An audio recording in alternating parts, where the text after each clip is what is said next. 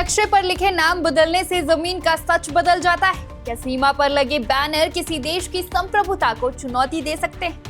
नमस्कार, मैं हूं संध्या और आज हम बात कर रहे हैं भारत के उस पूर्वी प्रहरी की जहां से सूरज की पहली किरण भारत की धरती को छूती है। हम बात कर रहे हैं अरुणाचल प्रदेश की। पिछले कुछ दिनों से सोशल मीडिया और खबरों में एक ही सवाल तैर रहा है, क्या चीन अरुणाचल में धीरे धीरे कब्जा कर रहा है? क्या हमारी सीमाएं सुरक्षित है? आज हम अफवाहों का गुब्बारा फोड़ेंगे, सरकारी दावों की हकीकत बताएंगे और आपको समझाएंगे कि भारत ने चीन को ऐसा क्या जवाब दिया है जिससे बीजिंग में खलबली मच गई। बात शुरू होती है उन दावों से जिनमें कहा गया है कि चीनी सेना यानी PLA अरुणाचल प्रदेश में धीरे धीरे भारतीय जमीन हड़प रही। लेकिन इसका सच क्या है? रक्षा और सरकारी सूत्रों ने ANI के जरिए साफ कर दिया है कि धीरे धीरे कब्जे या घुसपैठ की खबरें पूरी तरह से सनसनीखेज और गलत है। दरअसल भारत और चीन की लाइन ऑफ एक्चुअल कंट्रोल यानी LAC कई हिस्सों में पूरी तरह डिमार्केटेड नहीं है। ऐसे में जब दोनों देशों की पेट्रोलिंग टीमें एक दूसरे के सामने आ जाती है तो उसे फेस ऑफ कहा जाता है। हाल ही में 26 जुलाई के आसपास अरुणाचल से सटी LAC पर ऐसे ही एक तस्वीर सामने आई जहां दोनों देशों के सैनिक आमने सामने आए और तय SOP के तहत बैनर ड्रिल। करीब एक हफ्ते तक चली स्थिति को दोनों तरफ से टॉप कमांडर्स की बातचीत के बाद शांतिपूर्वक सुलझा लिया गया। यानी कोई घुसपैठ नहीं हुई बल्कि तय प्रोटोकॉल के तहत मामला खत्म। लेकिन चीन की आदत है नाम बदलने की, राजनीति करने की। चीन अरुणाचल को जंगानन यानी दक्षिण तिब्बत कहकर अपना दावा ठोकने के लिए 2017, 2021 और 2023 में कई बार हमारी जगहों के चीनी नाम जारी कर चुका है।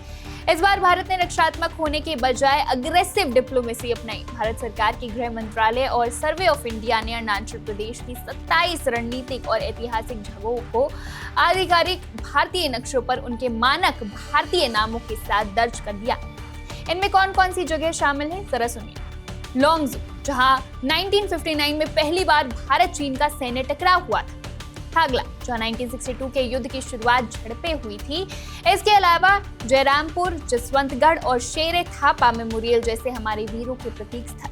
भारत का ये कदम चीन के फर्जी दावों की गाल पर एक कड़ा कूटनीतिक तमाचा है। भारत की इस मैपिंग पर चीन बौखला गया और इसे गैर कानूनी बताने लगा।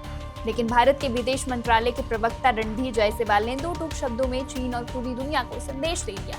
विदेश मंत्रालय ने साफ कहा, अरुणाचल प्रदेश भारत का अभिन्न और अविभाज्य हिस्सा है और रहेगा। ये एक ऐसा सच है जो खुद पे खुद साफ है और किसी दूसरे देश के काल्पनिक दावों या बयानों से ये पक्की सच्चाई कभी नहीं बदल सकती। भारत ने चीन को ये भी याद दिलाया कि सीमावर्ती इलाकों में शांति और स्थिरता बनाए रखना ही दोनों देशों के व्यापक रिश्तों की बुनियाद है।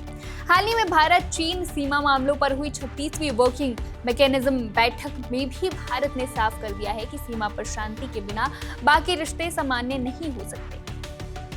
1962 का दौर और था जब इंफ्रास्ट्रक्चर की कमी थी, लेकिन आज का भारत सीमा पर एक एक इंच की निगरानी कर रहा है। अरुणाचल प्रदेश के मुख्यमंत्री पेमा खांडू ने भी घुसपैठ के दावों को खारिज किया है। आज हमारी सेना और ITBP सीमा पर केवल सतर्क ही नहीं है बल्कि वाइब्रेंट विलेजेस प्रोग्राम और ऑल वेदर रोड्स के जरिए हमारी पकड़ बेहद मजबूत हो चुकी है। 2020 के गलवान विवाद और अक्टूबर 2024 में देपसांग डेमचोक से सैनिकों की वापसी के बाद से भारत बेहद सतर्कता से हर कदम उठा रहा है। तो सच यही है, चीन चाहे कितने भी नक्शे छाप ले या नाम बदल ले, अरुणाचल प्रदेश भारत का था, है और हमेशा रहेगा।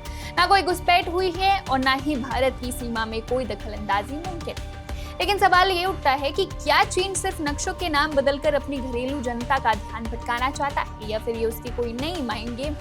आप भारत के इस कड़े रुख और 27 जगहों की रीमैपिंग के मास्टर स्ट्रोक पर क्या सोचते हैं? अपनी राय नीचे कमेंट बॉक्स में जरूर लिखिए। फिलहाल बस इतना ही। देश और दुनिया की तमाम बड़ी खबरों के लिए देखते रहिए One India। Subscribe to One India and never miss an update. Download the One India app now.